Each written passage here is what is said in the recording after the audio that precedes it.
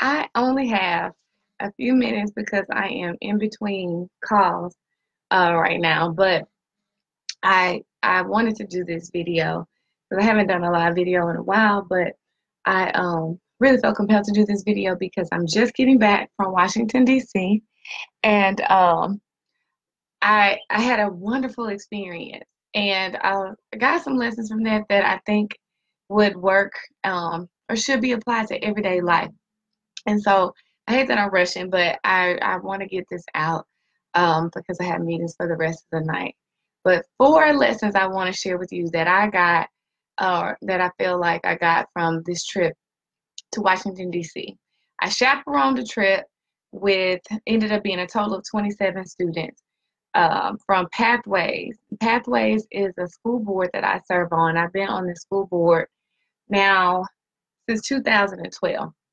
And Pathways is a um, alternative school situation based in California.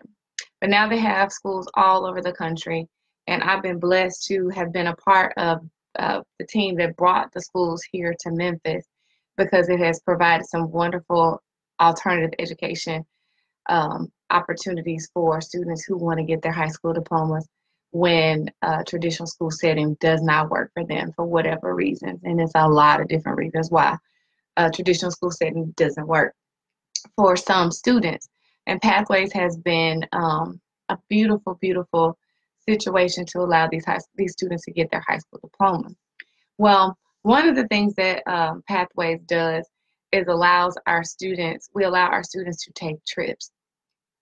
And these trips are for exposure, and I'm all about exposure. As you probably, or maybe remember, I was just in Washington, D.C. in May, where I took the kids that I work with with the foundation that I started, the 𝗧𝗢𝗟 Foundation.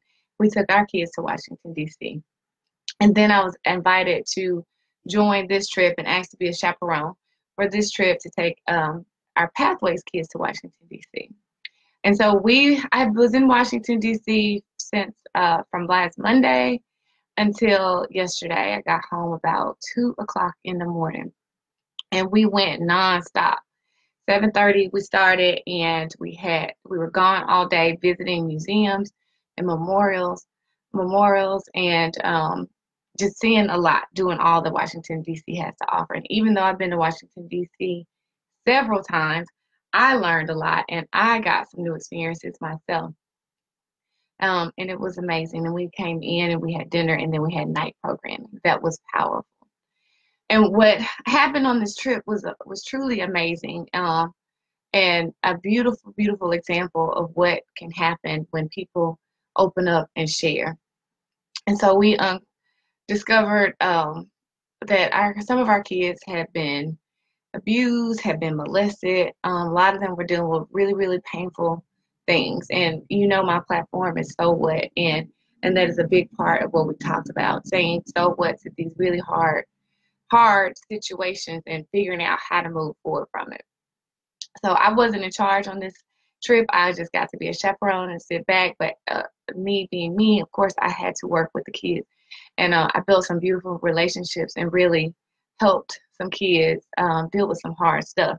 And that was just the beginning, because none of those things happened overnight or over a week, and they won't be fixed over a week. And so those relationships are just developing, but are really, really strong already. But that was a big part of the trip, and a lot of what we dealt with. We had a lot of fun. The kids had some great experiences that they will never forget. And I had some great experiences I won't forget either, for many reasons. But 4 things that I want to share with you that I plan to apply to my life for the rest of my life. And I want to encourage you to apply these things to your life too. And I really think it'll make a difference in your happiness and your success level, and in every aspect of your life. So first, say yes. Say yes. And the reason why I say that is because when I initially was asked to serve on the board for Pathways, I was sought after to be on the board. There was a very specific reason, strategic reason why I was asked to be on the board. It was because I wrote my book, and they felt like I could relate to the type of students they wanted to bring to Pathways, which was true. It was absolutely true. But this was in 2012, and I was working at FedEx at the time. I had written the book. I was busy doing my thing, promoting my book, and trying to start my business. Meanwhile, I had the full-time job and a challenging teenager. And so I said no. I was like, I don't have time to do that. But I was asked to do it. They pushed me. They flew me out to California and showed me the schools. And then I was moved and I said, I got to do it. Since then, I've had so many wonderful experiences with Pathways. So many amazing experiences with Pathways. Every summer we go on a board retreat, and that has been amazing for me for a whole lot of reasons. And more importantly, I've had the opportunity to be involved in the lives of even more kids by my involvement with Pathways, and seeing this organization and how this organization is really changing the lives of the kids that a lot of people don't want to deal with. And it's just been amazing. So say yes. So I also initially said no to chaperoning the trip. I said yes at first because I wanted to do it, but then I was busy. It came at a really hard time for me in my business, because I had been blessed with some new contracts and a lot of new work, and I really didn't have the time to be gone for a full week with very limited access to my phone and my email. But I had agreed to do it, and I wasn't going to back out of it.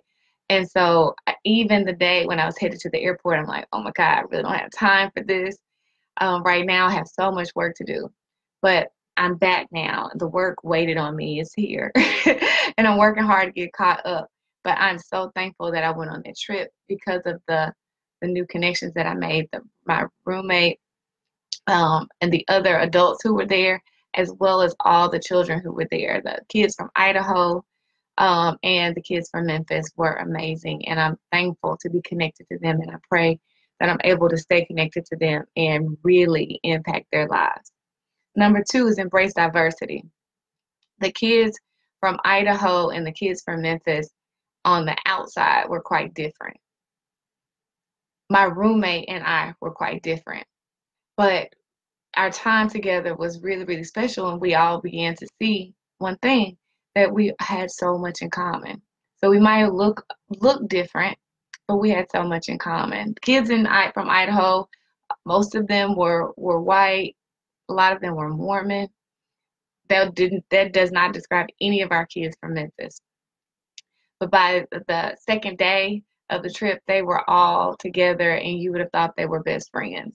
The way they connected with different individuals and really came together, it was just a beautiful thing. And it was even sad when we were leaving at the airport, and how they describe each other as family. Some of the kids from Memphis who were the hardest or most hardened from hurt, who had shut down during the trip and during some of the sessions, yelling out, "Hey, that's my family," to the white girl with the red hair, "That's my sister." And it was just a beautiful thing.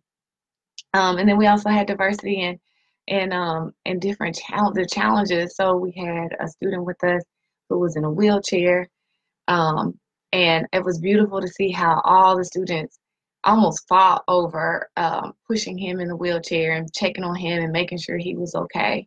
It was also beautiful to see how he responded to the FDR memorial and the beautiful speech he gave about being strong. His weakness, what other people saw as weakness, was actually his strength.